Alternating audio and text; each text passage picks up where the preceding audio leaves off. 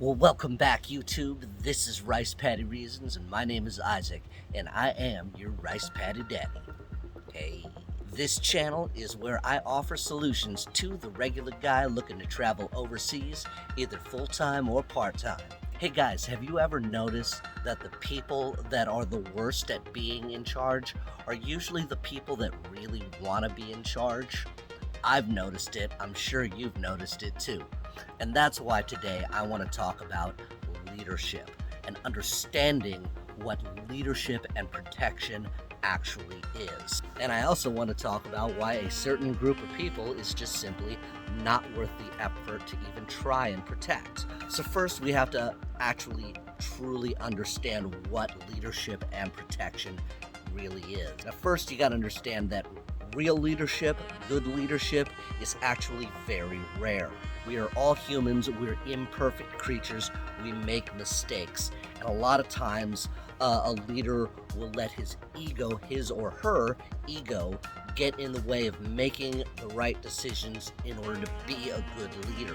Now, some of the qualities that a good leader will have will include, but are not limited to, being decisive in their actions as far as taking actions. In other words, they're not sitting around discussing what action should be taken, but simply knowing what must be done and taking immediate action because it is needed. Now, another quality that must be balanced with the first one is being responsible with those decisions about what actions should be taken.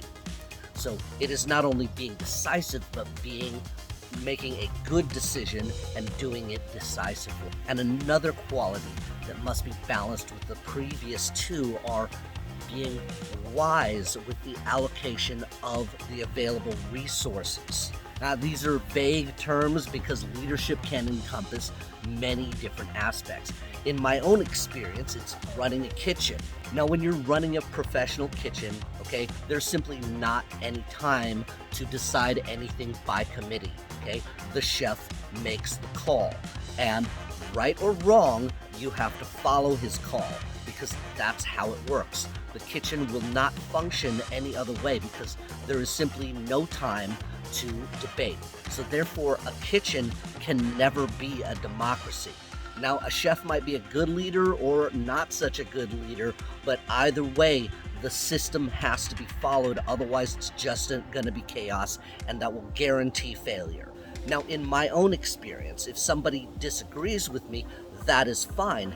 You have the right to disagree, and I'm not trying to control you. However, if you want to be here in this kitchen that I run, then two things are going to happen. You're either going to get with my program or you're going to get gone. I'm okay with either one. You decide what's going to happen. I'm not going to control you, but you have to decide where you want to be. Now, contrary to popular belief, leadership is not a privilege, okay? You might see it as a privilege or a point of prestige, but it's actually a very difficult job because not only do you have to choose the direction that the team is going to follow, but you also have to be responsible for everything that happens because you are the one that made the ultimate decision. It's not a pyramid where the leader is on top. The pyramid is actually upside down, and the leader is holding everybody up and holding everybody together. So it's not a privileged, cushy position to be a leader. It's actually quite a bit of a burden and a big responsibility. And I would say that leadership is actually the ultimate form of service because it is you that is willing to take on the responsibility of the results for the entire team. Now, I'm covering all of this because there's been a certain question about leadership in relationships, okay? In other words, you hear a certain group of people saying, well, we would submit if a certain group of people would just lead. And you know what? Here's why this is not happening. I'm going to explain it. Let's get into it right now. So this certain group of people, of which I happen to be a member of, okay, is actually hardwired from birth to assess danger.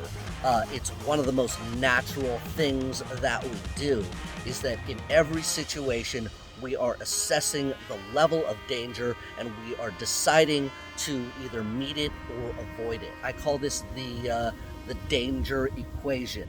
Now, this is a calculation that every single one of us does in every situation that we're in, and we do it automatically. We're unconsciously competent at doing this because it's part of the way that we grow up and the way that we deal with the world, is that we have to decide whether or not we are going to either meet the danger or avoid it.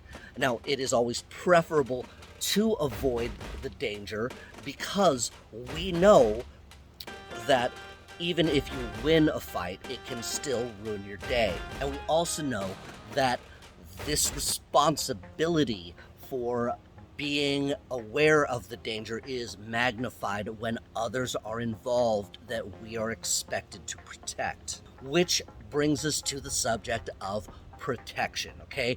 This group of people is not protecting us, okay? Now here, let me explain why. So this group of people that wants to be protected has never had to operate in a way where they have to constantly assess danger because they're the ones that are always being protected, okay? Even now, they're expecting protection from us, which is why you will often see behavior that gives no regard to what danger might exist either to themselves or to the people that are expected to protect them. Protection actually starts long before there is any kind of physical confrontation. Okay, protection starts with a good decision. Okay, that is the decision to avoid the danger because that is the best defense. Okay, instead of trying to dodge the bullet that's coming at you, it is much easier to simply not be in its path in the first place. Now, if you're in a situation where you and somebody that you are wishing to protect, okay, could at any time be in the path of that metaphorical or literal bullet, then there's no time for debate or argument, okay? It's not a democracy. It can't be because there's not enough time, okay? The decision to avoid that bullet before it's coming at you because you know that none of us are fast enough, okay? It has to be made long before that trigger is ever pulled. Now, somebody who is unwilling to listen to your decision to avoid danger, okay, that means that they have no trust in your leadership, and therefore you can't protect them. It's impossible because now you're not only trying to save them from the potential dangers, but you're also trying to save them from their bad decisions that they are staunchly defending. So here's the thing, if you don't trust the person that you're with to be the leader that you expect them to be, then you shouldn't be with them. However, you can't argue with that person and still expect them to protect you anyways. And on the other side, you can't be with somebody that doesn't trust your leadership, okay? Because that puts them and you in a bad situation when it is time to actually protect that person. Instead, you should only be with someone who acknowledges your leadership, abides by your leadership, and believes in your leadership. Nothing else is going to be good enough.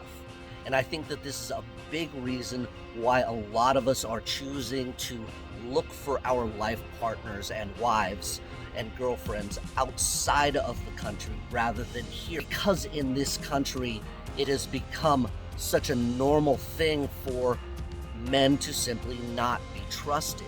And that's okay. I'm not going to argue against whether or not somebody should trust me. However, I'm not going to protect that person either. So this group of people must understand that it's not about trying to control anything, okay? This is about respecting what you believe in. Anyways, guys, I hope this helps. If you guys have any questions at all, go ahead and hit me up for a free consultation, whether it's about budgets, side hustles, or investments. I can be reached anytime at ricepaddyreasons@gmail.com. I'm happy to have a consultation and a conversation with any single one of you guys.